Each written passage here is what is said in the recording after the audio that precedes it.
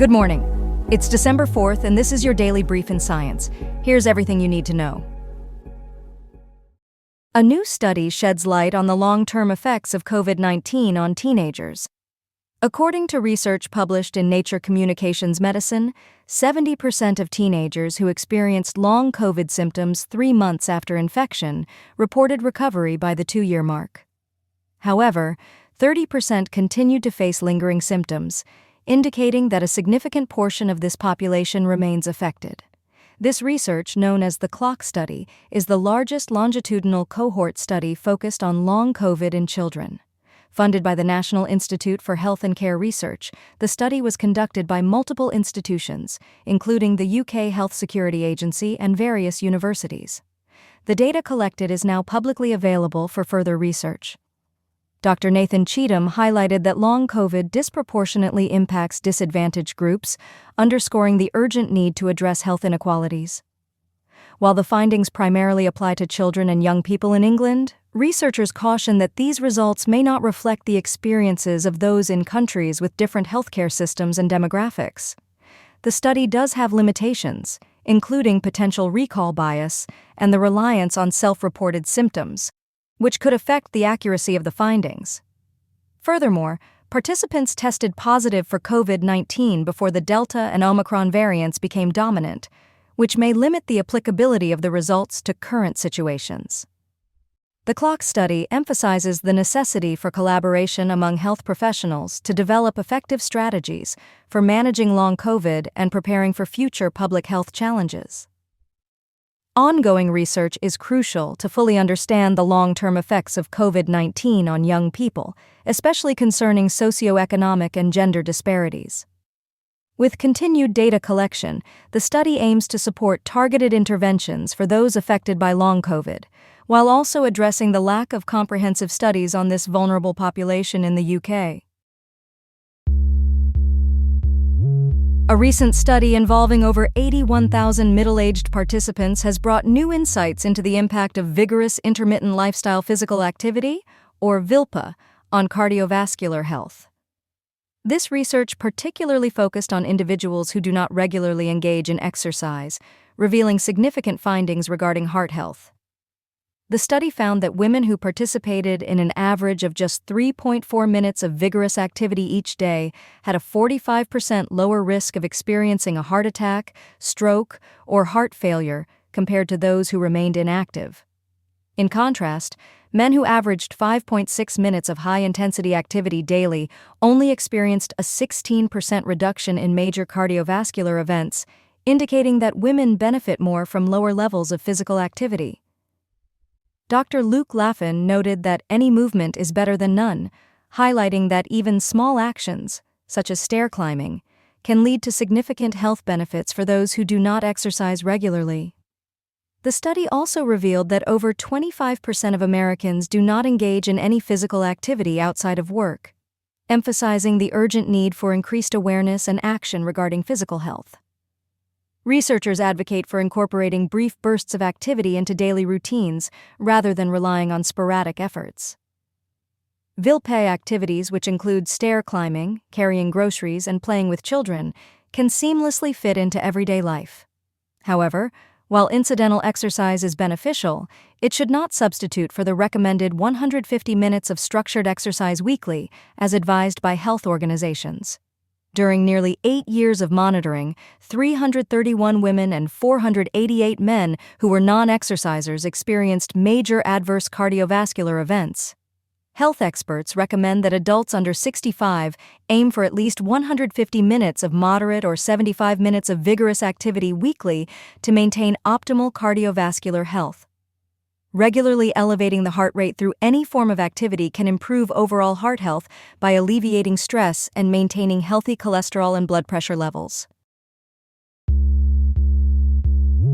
Astronomers have made a significant discovery in the Kepler-51 system, announcing the identification of a fourth planet, designated Kepler-51e.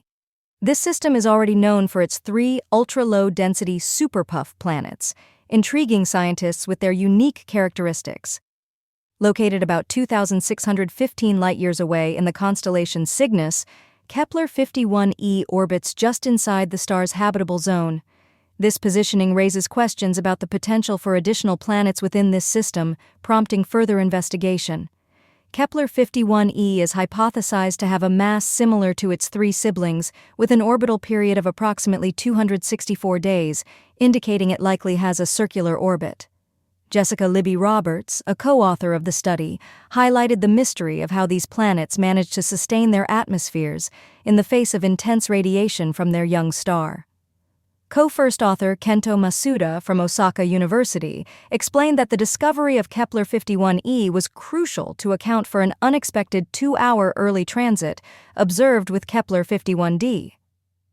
This discrepancy led researchers to re-evaluate the model of the system based on transit observations. The research team conducted extensive observations over 14 years, utilizing data from NASA's Kepler and TESS missions, along with new insights from the Hubble Space Telescope and ground-based telescopes. The study was supported by NASA through grants for the James Webb Space Telescope and the Hubble Space Telescope, with computational resources provided by Penn State's Institute for Computational and Data Sciences. As Kepler-51e does not transit its star like the other planets, researchers plan to refine their calculations of its size and orbit by studying its gravitational effects on the observable planets. This discovery compels a re-evaluation of the masses and properties of the existing planets, potentially shedding light on their formation processes. The findings, which detail the unusual characteristics of these super-puff planets, have been published in the Astronomical Journal. The team emphasizes the need for further observations to better understand the dynamics of the Kepler-51 system and the possibility of uncovering more undiscovered planets. A congressional subcommittee has wrapped up its 2-year investigation into the origins of the coronavirus pandemic, concluding that COVID-19 likely originated from a lab in Wuhan, China. The findings were detailed in a comprehensive 520-page report released on December 2, 2024. This investigation pointed to the Wuhan Institute of Virology, where researchers reportedly exhibited symptoms of a COVID-like virus as early as the fall of 2019, prior to the pandemic's official discovery.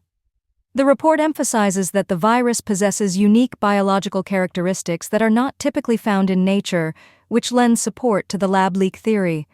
It asserts that all COVID-19 cases trace back to a single introduction into humans. Furthermore, the World Health Organization faced backlash for its pandemic response, with accusations that it prioritized the political interests of the Chinese Communist Party over its investigative mandate. Significantly, the report claims there is no evidence to support the theory of a natural origin for COVID-19, stating that if such evidence existed, it would have emerged by now. The investigation also criticized the lockdown measures implemented during the pandemic, noting they caused considerable mental and physical harm, particularly to younger populations, and severely impacted the economy. The negative consequences of these measures were profound, with children reportedly losing decades of academic progress and facing increased psychological distress. Additionally, the FDA was criticized for its rapid vaccine approvals while overlooking potential adverse effects, and public health officials were accused of suppressing dissenting views on COVID-19 treatments. The Biden administration's vaccine mandate was labeled as lacking scientific support and harmful to public health, contributing to a growing public distrust. Committee Chair Brad Wenstrup called for accountability, transparency, and integrity to restore public trust in leadership regarding pandemic responses. The report also pointed out deficiencies in the Strategic National Stockpile and recommended that states create their own emergency medical supply stockpiles to enhance readiness for future crises. The committee gathered evidence through over 100 investigative letters and more than 30 interviews to support its findings.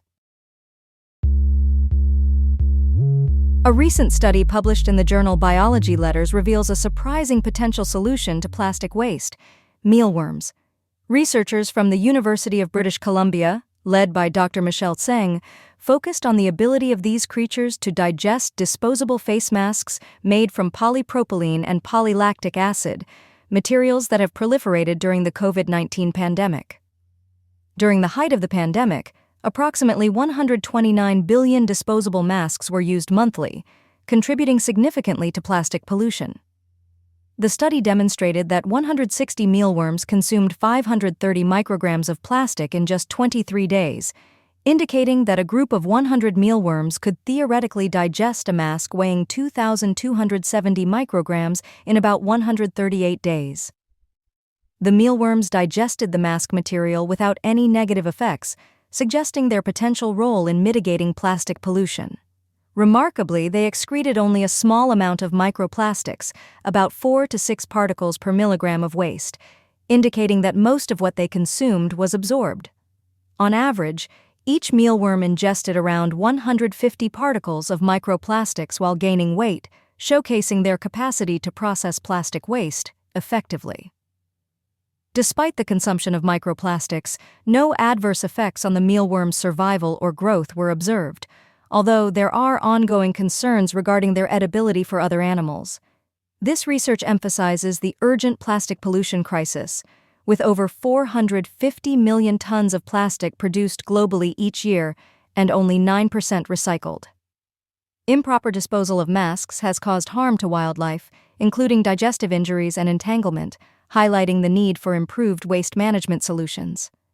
Microplastics, particularly those smaller than 5 millimeters, are linked to significant health risks, including increased chances of heart attacks and strokes. While mealworms may not be a comprehensive solution to the plastic pollution problem, their waste consumption could inform new degradation strategies and underline the importance of reducing plastic manufacturing. Known for their scavenging abilities, mealworms present an intriguing subject for further research into effective waste management. This has been your daily brief in science. To read more about these stories, follow the links in the episode bio. You can also subscribe to these updates via email at www.brief.news. For more daily podcasts about the topics you love, visit brief.news/podcasts. Tune in tomorrow. We'll be back with everything you need to know.